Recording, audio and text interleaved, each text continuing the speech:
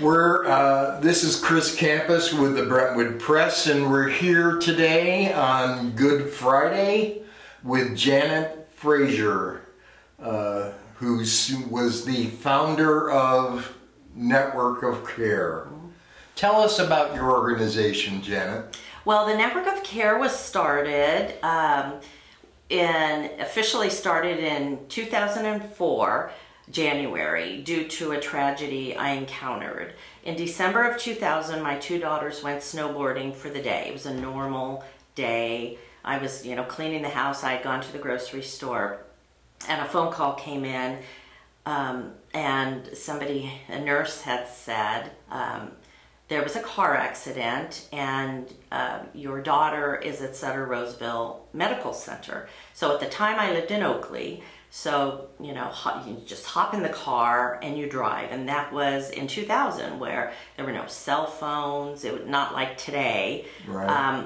There was some sort of a phone we had, because I remember calling 911 to get phone numbers for hospitals. And then I would call because I had two daughters in the accident. And they only mentioned Lindsay, who was my youngest, 17 at the time. Right. They never mentioned Stephanie. There were a lot of,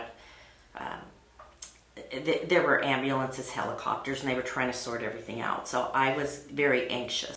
I assume that back then there was very little, if any, allowances or support for families in that side of crisis. Correct. You're spot on. There was none. And so I never forget that feeling in my heart of somebody doing, just something so nice, and it was just a horrific time. And I never forgot that. And I never forgot that kind gesture. It just made a difference. So after Lindsay recuperated from her injuries, I approached Kaiser Walnut Creek with the concept of bringing food for the families. And Mary was the nurse there. And her eyes just got so big. And she said that's the number one thing the families need and they don't have, and that's food. So within a week, I was meeting with two nurse managers. I had gone to Rayleigh's and had all these different, non-perishable food items, food bags. And they were thrilled, because they said, families never think about themselves. Their basic needs are not met. It's all about the child. And you even expanded to high schools and other schools, didn't you? Yes. So as we're all volunteers, we don't have an office, no overhead expenses. Early on, I was going to the grocery store, getting the food items, packing the bags, driving them to, the hospitals. And then as the hospitals were asking for more and more and more, it was more difficult. There was an article in the newspaper, I didn't even know, but somebody had notified the Contra Costa Times, I think it was back then, and there was an article on the front page. And I remember the author asking me, what phone number do you want people to call who want to volunteer? And I hadn't even thought that people would want to volunteer.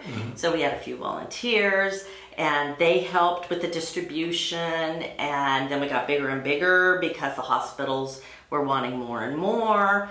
What has been the biggest challenge for you in building this organization? Always funding. It's always funding. Other than that, sometimes there are supply issues with the food.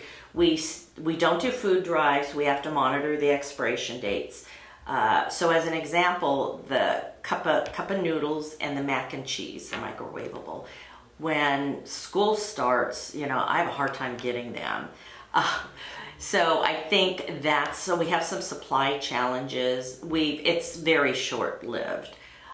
All this effort and building that you've done with this organization, what is your biggest accomplishment that you look back over these years? I would say the young adults with special needs. It really touches my heart that it's just such a win-win. If you see them in action, packing bags and getting excited. One time, I think I delivered flyers to them, and I was asking one of the students, what do you like about, the network of care? And his job was to put the labels on, and he was so proud of how straight they are. And, so it's very, to us it may seem basic, but it is huge, to someone who has special needs that is learning skills so they can gain employment, after they graduate.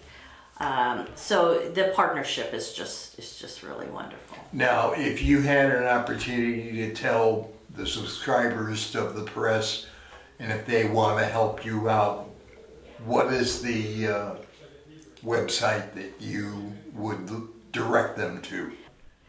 www.thenetworkofcare, all one word, .org.